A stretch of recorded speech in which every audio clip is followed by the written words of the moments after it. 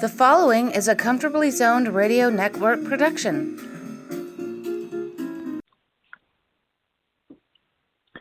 Thank you, Tally Olson. I am back. You are comfortably zoned with me, the Zigzag Man from Alameda, California. I talk to some of the most interesting people on the planet. Listeners, you know that. Today is no exception. I am so excited because this harkens me back to my youth. I was, about my baseball craziness. When you grow up in New York, you are a four-sport fan. And one of those, because you're forced the Rangers, the Knicks, you're forced to the indoor sports. I was a big Knicks fan. And here's the bringing it to this show. I went to camp with a guest instructor would come every 2 weeks to my camp during the summer camp. And when he didn't come, Chuck Bednarik came. And when Chuck Bednarik didn't come, Paul Arison came. Paul Arison, who ended up, was my boyhood hero because it was the first pro athlete I ever got to sit down with as a kid and get some humanity from. He would visit our bunks. We would have scrimmages. He would talk about life. It was terrific. Now, this is how it all comes together. Paul Arison played the last year of his career in the Eastern Basketball League. And the when the Warriors moved from Philadelphia to San Francisco, Paul Arison, they couldn't pay him enough to leave Philadelphia and the area. He had a great job with IBM, and he just wasn't going to uproot his entire family and go west. So, but he wasn't really done playing ball, and he played I don't know if it was a year or two. We're going to find out from my guest, in the Eastern Basketball League. And I got to have an appreciation for that league way back in 1962. So I was thrilled when Syl Sobel, who wrote a book on the Eastern Basketball League, agreed to be my guest. And that's a long about introduction. Syl, welcome to Comfortably Zoned. I'm thrilled to have you. I'm thrilled to be here, Ralph. I appreciate the invitation, and I'm looking forward to talking about the Eastern League. It is a product of my childhood too, and my co-author Jay Rosenstein and I grew up as huge fans of the Eastern League in Scranton, Pennsylvania. And Jay can't be here today, so I'm going to carry the ball by myself. But absolutely delighted to talk with you. Oh, I am you. We go back to days when there were 8 teams in the NBA. And each team, before they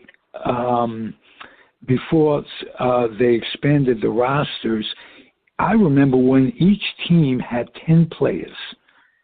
And because of the crazy, I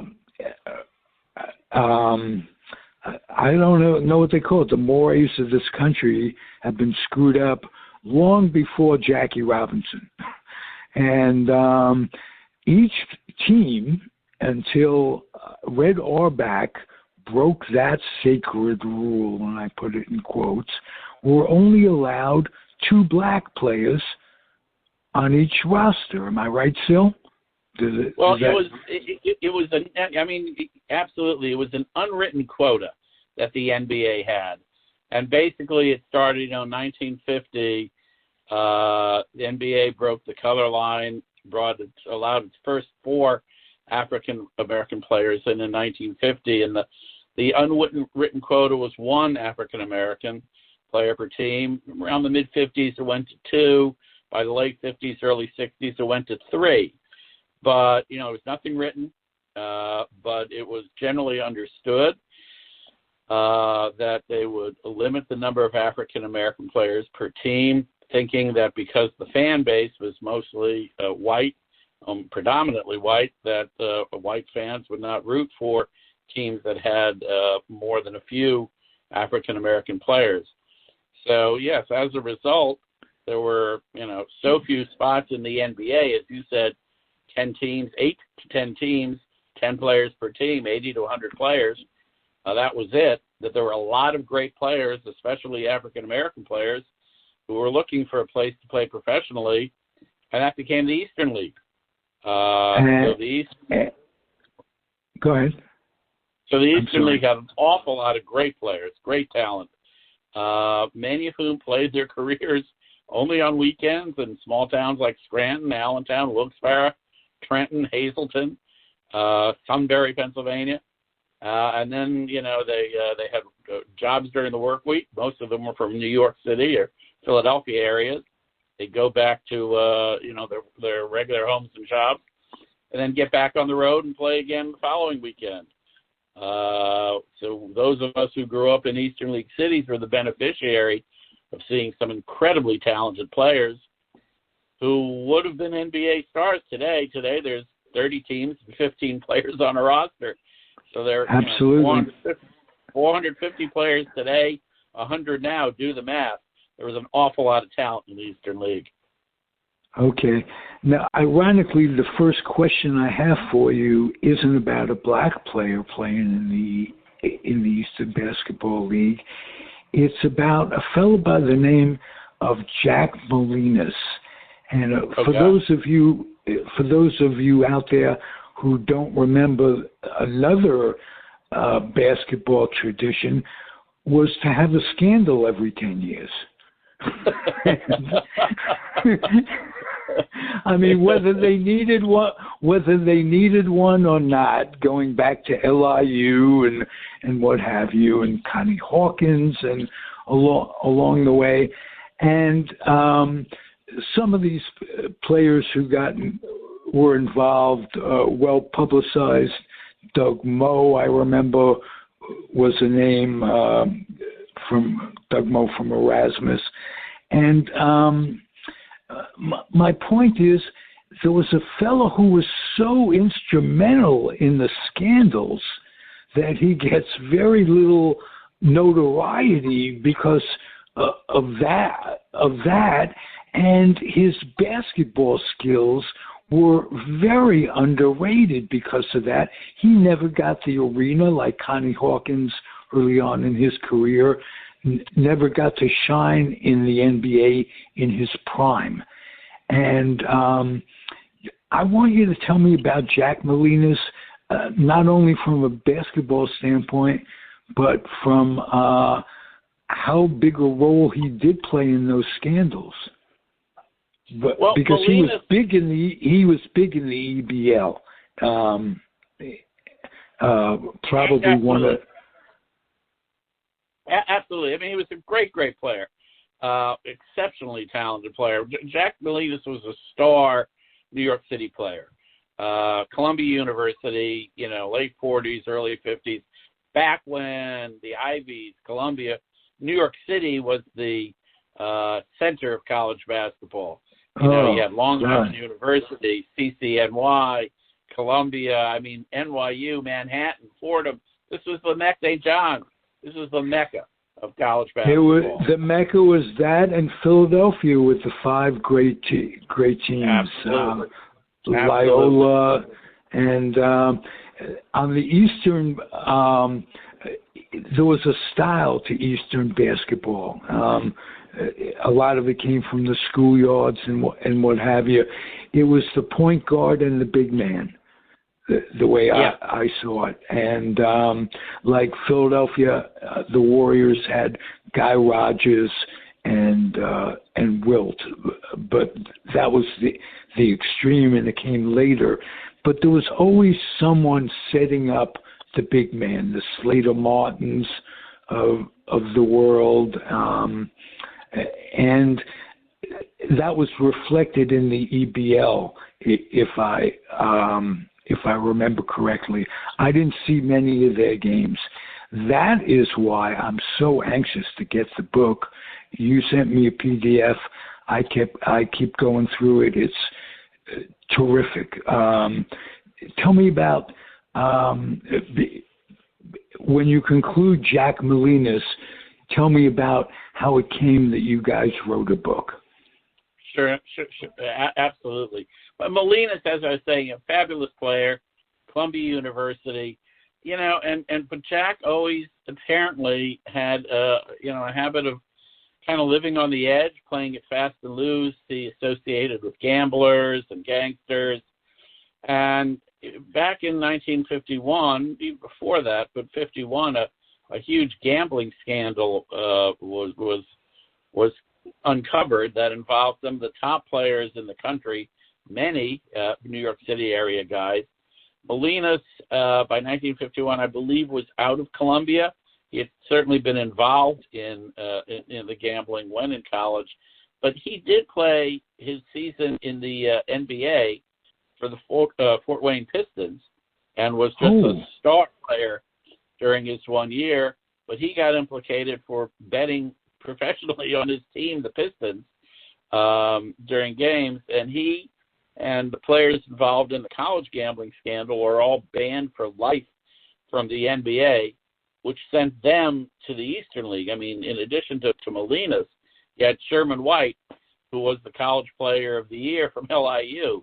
You had the star players, Floyd Lane, Ed Warner, and Eddie Roman, who were the star players from the undefeated, I may have misspoke when I said undefeated, but the CCNY team that won not only the National Invitational Tournament when it was the top tournament in college basketball in 1951. They also won, in 1950, they also won the national championship.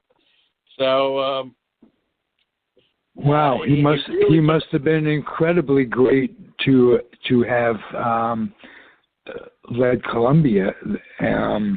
Absolutely, and one of his teammates actually was Chick Forte, who went on to fame as the executive producer, I believe, of Wide World of Sports on television. So the thing about Molinas is he was like a 6'6" guy who could do it all, great ball handler, great shooter. He used to have a hook shot from the deep in the corner. Basically, he could make a hook shot from three-point territory. The guy could do anything. Lived the fast and loose life and played in the Eastern League, I guess, until the late 50s or so. He ended up getting killed by gangsters in Los Angeles because he lived that fast life. Yes, his whole life. He always lived on the edge. And there's a terrific book about him written by Charlie Rosen, who was a long time, has been writing basketball books for many, many years.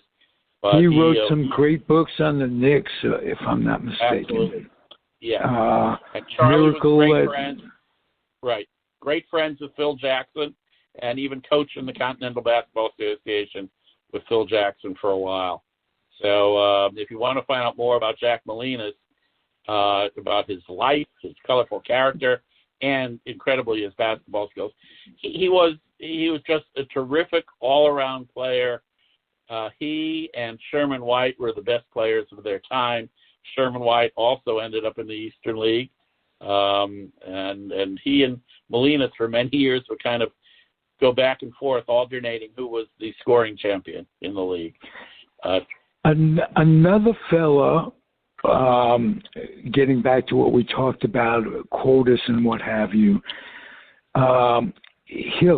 Sonny Hill was a St. Louis guard, high draft choice, probably number one, and was boxed out by Clyde Lavella. When I say boxed out, not a basketball term, he was deprived of his greatness by the city of St. Louis. He just never shined in the NBA and was so great in the EBL that I wanted to get your impression on his career. And am I in the right track where they just won't accept him in St. Louis? Yes. Let's go back a bit. I think you're talking about Cleo Hill. I'm sorry. Sonny Hill was also a great Eastern Leaguer. Sonny Hill was the Philadelphia guard who 5'9" could dunk a basketball. Great athlete, great talent. Sonny Hill is also another former great Eastern Leaguer. But you're thinking of Cleo Hill, and the Cleo Hill story is kind of the tale that most African American basketball players from that era, from the 1950s. It's the African American who dared to shine too brightly. He was a great star. He was a great star at and now I'm trying to I'm blanking on which college he played at. He played at an HBCU, and in fact, during the 1950s, most great African American players could only play at HBCUs. There wasn't a lot of room in the Sam Jones. program. Sam Jones is a good example. Right. I hope Cleo Hill played some in the EBL. He did. Oh, and, God, we have connect. Thank God. You nailed it. You nailed it, Ralph. I nailed it. I kind of nailed it, but with all respect to the other Hill, Sonny Hill. But, we go back now. This is 50, 60 years ago. So I'm right. The mindset of the NBA was to not let the black players shine.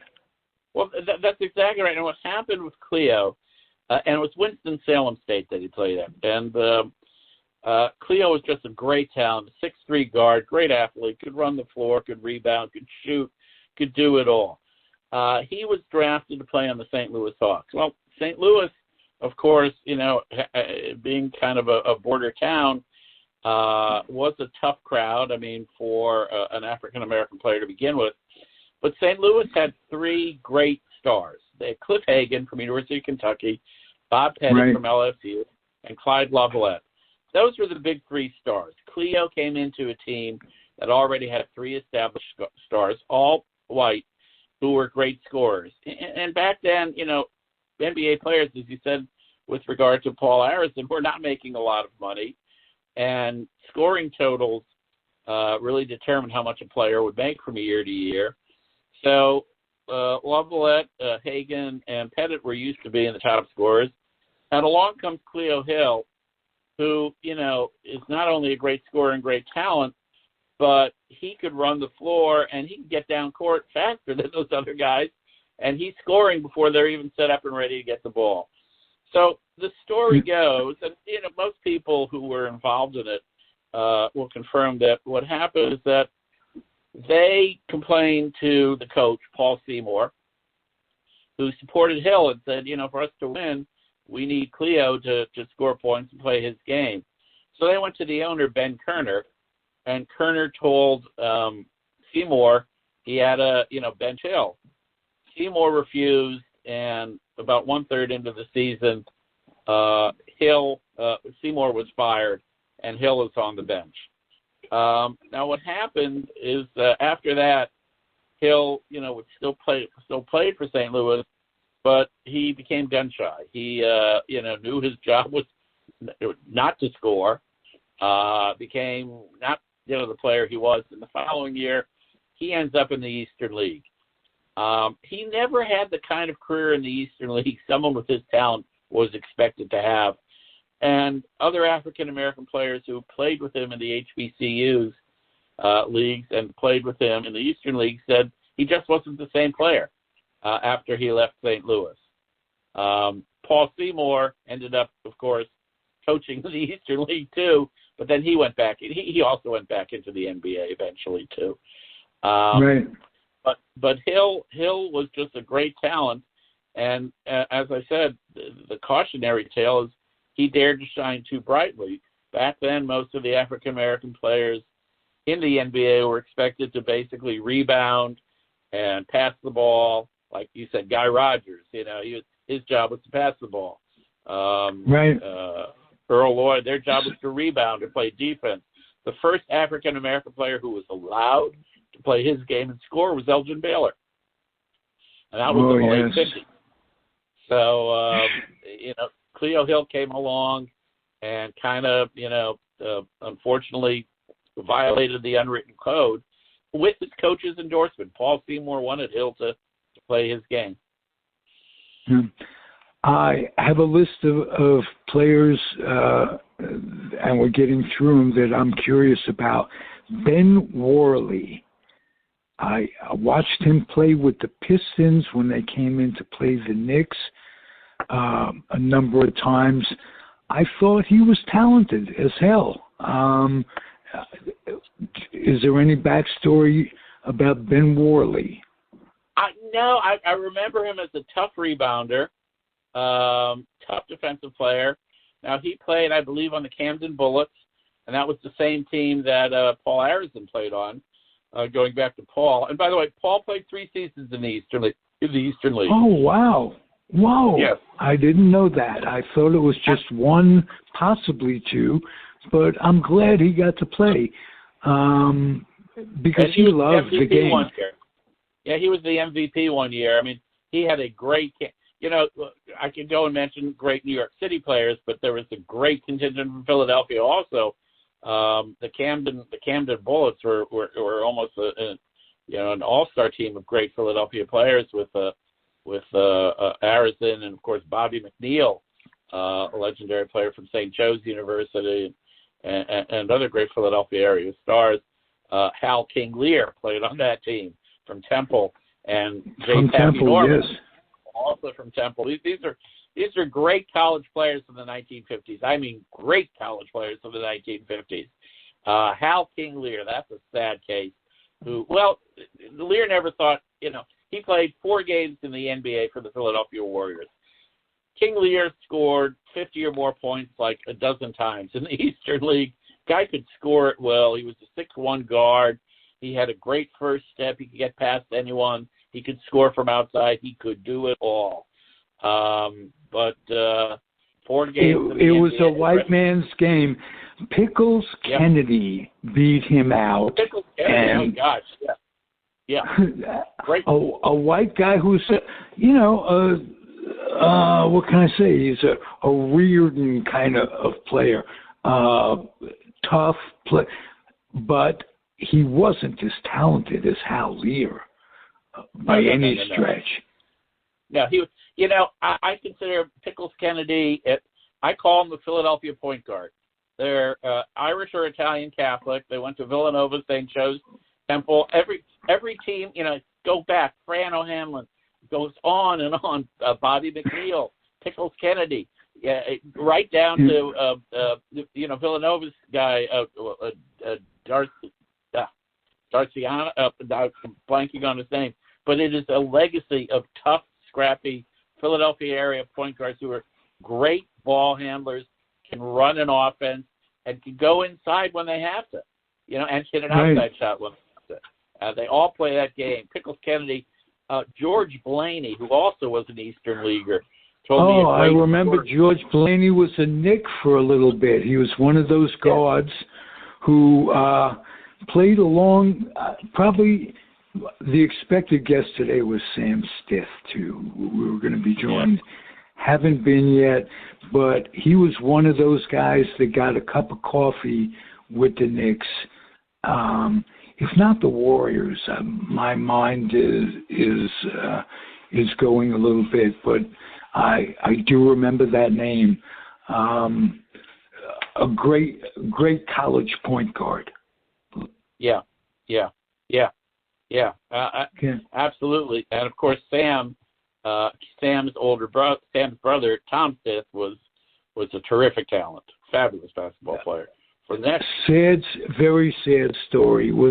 I don't know if he had already been drafted by the Knicks, probably because they were famous for blown first-round picks, but they didn't blow it because of his talent. He developed, came out of St. Bonaventure, and in his senior year developed tuberculosis, if I'm not mistaken. And go on, I believe that's right. Yeah. Okay. But it affected his wind, and he never. I don't know if he ever played in the NBA. Did he did? Did I believe he did. Yes, he did. And he was a terrific player in the Eastern League. He was a terrific player in the Eastern League. Oh, okay. Yeah. Tom was able to play in the Eastern League. Did Sam and Tom ever play together in the Eastern League? I'm wondering. That's a really good question. I can look it up, but I'm not sure. I would think so, but I'm not sure. And talk about Sam's talents, if you would. You know, he was a little before my time. I started following the Eastern League about 1963-64, and I think Sam played a little before that. He was considered a solid player. His brother, of course, was a star player.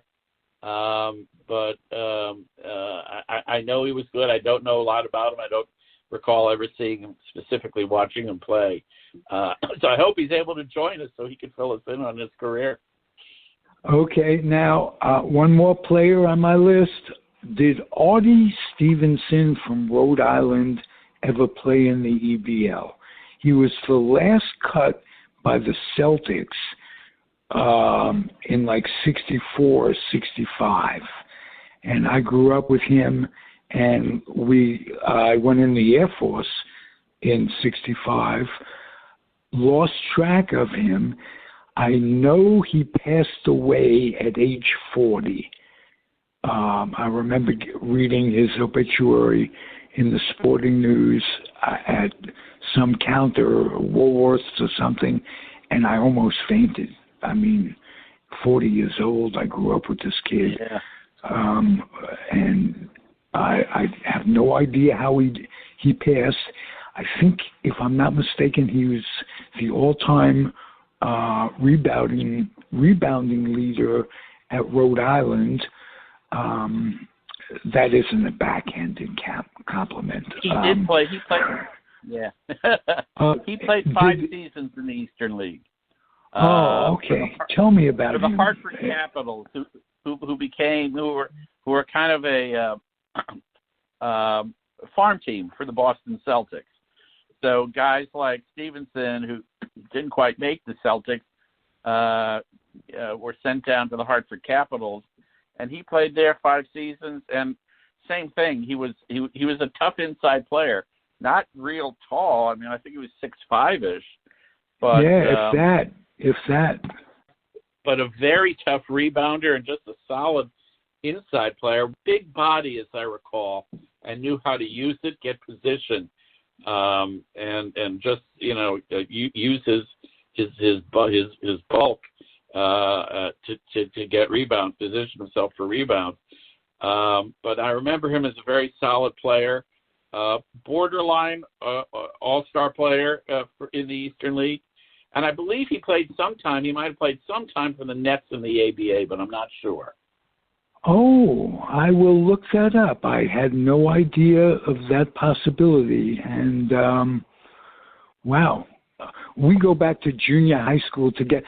Before that, we go back to the Flushing Y together. Oh, my. And wow. When we were 10 years old.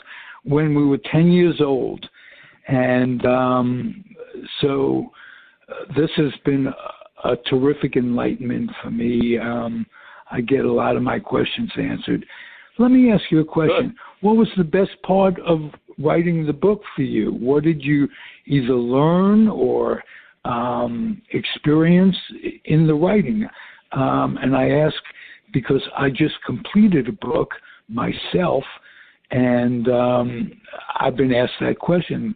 What was the experience you took out of writing the book? Well, I'll tie this in with one of the questions you asked that I left unanswered, which is why did I write the book? Jay Rosenstein, my co-author, and I grew up as best friends in Scranton, PA. Started going to Eastern League games when we were about 8 years old with our dads. And then we'd go to every home game, either with our dads or my dad would drop me off at Jay's house, and his father would take us to the games. And we just grew up loving it, playing basketball, in the alley behind his house and the schoolyard, and anywhere we could find a ball. And went to college together at Georgetown, and always would talk about the Eastern League and kept saying, someday we should write a book. Someday we should write a book. Both of us have writing backgrounds. And a few years ago, I had retired, and he was, thinking about retirement. And I said, all right, we always say we're going to write a book. Let's start. So we started, tracking down former players. We found the Eastern League group on Facebook, and they helped us find leads to former players. And what the thing that I think we both got out of this is, we remember the Eastern League as kids growing up and had great memories of just watching it. But the more we talked to, these guys who were players, who were our childhood heroes, guys we idolized as heroes, and now they're in their 70s and 80s, and we're in our 60s, and we're all kind of aging men.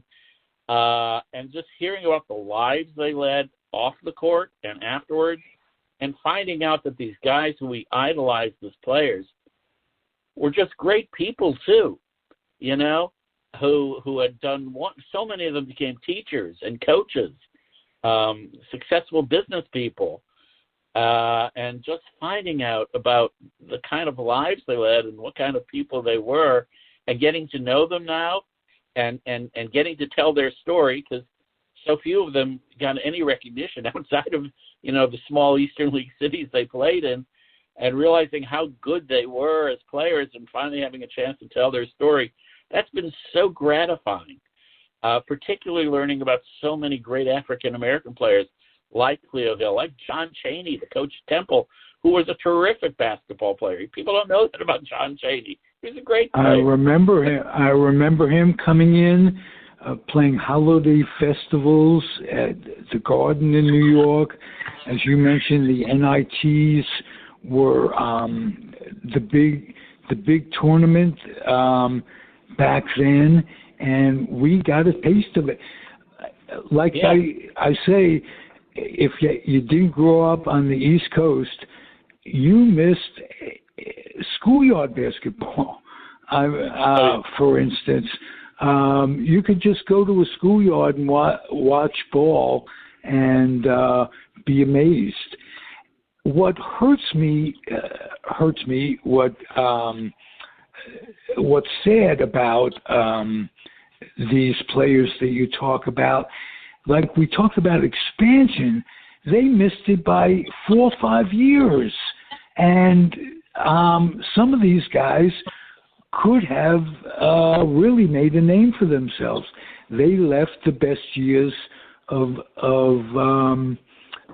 their careers in the minor leagues, so to speak.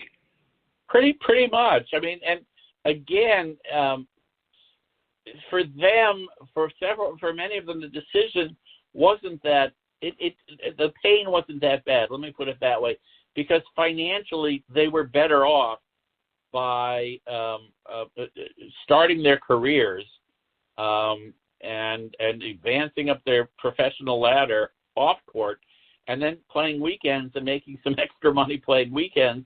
Financially, they did better than if they had played in the NBA, because the salaries for NBA players weren't that great. And then when the guy retired in his late 20s or early 30s, then they have to start a career for the rest of their lives. I'll give you some examples. Hal Lear, King Lear, and I love that nickname. He became a hospital administrator, and I believe it was at Einstein Medical Center in New York City. I believe it was. He was a long-time hospital administrator. So he had a great professional career and then made money playing, and he was one of the highest paid players in the Eastern League because he was such a great scorer. So between what he made at his job and what he made in the Eastern League financially, he was better off. Tommy Hemans, great New York City player out of Niagara. Now, he had a chance to play in the NBA, first St. Louis and then Cincinnati. And the Royals offered him a contract. He wanted a guarantee. They said no. He said, well, the heck with it. He went to work for the New York City schools. Tommy Hemans rose through the ranks of the New York City Public School Athletic League and became the head, the director of the New York Public School Athletic League. He had a great career as an administrator in the New York City Public Schools. And again, longtime star player in the Eastern League. And Stacey Arsenault. Now, he was a New York City basketball legend in the 1950s, a high school legend. He played in the NBA for St. Louis for like half a season, but he had a career as a claims adjuster in the insurance industry and eventually became the head of claims for one of the major insurance companies. So these guys professionally did better by working their way up their career ladders in their professions and then playing basketball on the side in the Eastern League. So financially, for them, it was a no-brainer. But in terms of recognition, in terms of status, the three guys I named, Hal Lear, Tom Hemans, Stacey Arsenault, I guarantee you if they were NBA players today, you're talking about all-star players, great players, guys who might have been in the all-time top 75, But right. We may have been joined by a guest. Am I correct? Sam, is that you? Whoa, been waiting for Sam, and I heard a noise, and that isn't him. But talk to the intensity of the league, because this is something that the aforementioned Sam Stiff mentioned in a posting in the EBL Facebook thing about how he talked about the intensity because they were only playing 2-3 games a weekend. So they were channeling everything in those 2 or 3 games. Am I correct? It was tough. I mean, it was a tough, physical, competitive league. These were very serious basketball players. And as you said, for a lot of them, there was a chip on their shoulder that they're not playing at the highest level. So they got something to prove. And these were, like I say, many of them were New York City, Philadelphia, street players, playground guys who grew up on the playground, who are carrying that brand of basketball into Scranton and Trenton and Allentown with them. So it was faster paced than the NBA, high scoring, high flying. I mean, they played above the rim in the Eastern League long before they were playing above the rim in the NBA. We had the three-point shot from the early 1960s on, before the ABA had it. So the games were high scoring, tough, a lot of fights. I mean, Joey Crawford and Dick Bavetta were referees who cut their teeth in the Eastern League, and they could tell you about the fights. And there were as many fights in the stands as there were on the court. I mean, the fans really got into it. The rivalry between Scranton and Wilkes-Barre, trust me, I didn't go down to Wilkes-Barre. I mean, I'm from Scranton. I was going to show up down there and watch a game. There were as many fights in the stands as there were, on the floor. And, there wasn't a lot of protection. I mean, these were high school gyms, so the courts were right next to the players. I mean, in Sunbury, where the court was like 6 inches away from the first row of seats, the referees had to be careful when they were going down the sideline, because someone could stick out a leg and trip them as they were running down court. There's even a story told about the time Bill Spivey got kicked by a fan, a woman wearing high heels. So it was tough. It was tough to go into those little coal towns and factory towns. We were rabid fans. And the game on the court was just as tough. I mean, every league had its enforcers, and you had Andy Johnson, who was a tough man, and Tommy Hoover, who was really... Andy Johnson was a Warrior at one time. And yes, he was. He played with Dave Gamby and those guys. Yep. Andy Johnson was very, very tough. I remember Neil Johnson playing alongside of Andy Johnson. Yep. Wow. These Great names player. bring back so many great memories for me. Andy Johnson was a great player. And again, here's a guy who played for the Warriors, and his role as an African-American player was to play defense, be an enforcer, and get rebounds and score only when, there were no other options. Andy Johnson could have scored 30 points a game. He was an MVP in the Eastern League where he could play his game. He was a great shooter. He was a great scorer, tough physical rebounder, 6'5", 230, wide, strong, smart, former Globetrotter, great talent, not allowed to play his game. The only reason he didn't play longer in the NBA was because Abe Saperstein wouldn't let him. Saperstein had most of the top black players under contract for the Globetrotters in the 50s, and then he loaned them to the NBA. And there was some sort of squabble between Saperstein and the NBA, so he wouldn't let some of his top players play. So that's why Andy Johnson left the Globetrotters, left his contractual relationship with Saperstein and played the rest of his career in the Eastern League. But you had guys like that. They were great talent. Walter Simon was an Allentown Jet too, who became a top scorer in the Eastern League. Laverne Tart, Larry Jones, also Eastern Leaguers who became stars in the ABA. Willie Somerset, Willie Morrell, Hank Whitney, who became a great player for the New York Nets. Goes on and on. These are all great players who were Eastern Leaguers and then finally got the chance when the ABA came along in 1967.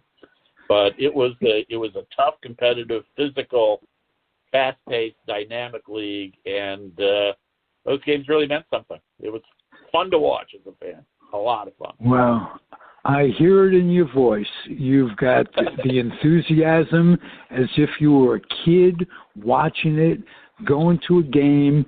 That doesn't change. There's a little boy in all of us, no matter how old, and you put me in touch with some terrific memories. This was one of the most fun podcasts I've had in a long time, and they're all fun. So that's great. This is great for me. I hope I'm going to get into studying, get some sort of book so I can find out about who holds the records, who played year by year rosters and what have you. I'm going to do research on my own. I can't wait to get your book in hardcover. I will make sure our publisher sends you a copy so you can have one, and that'll be great. I can't wait for you to read it, and then we can talk again. We will, and I hope you'll keep coming back. And I hope if this was half as much fun for you as it was for me, you'll be back a lot. So, I loved it. Let me know. I'm always happy to talk about it. As you can tell, I get pumped up about this. I loved it. It's a great experience. And the best part was the boy chick part.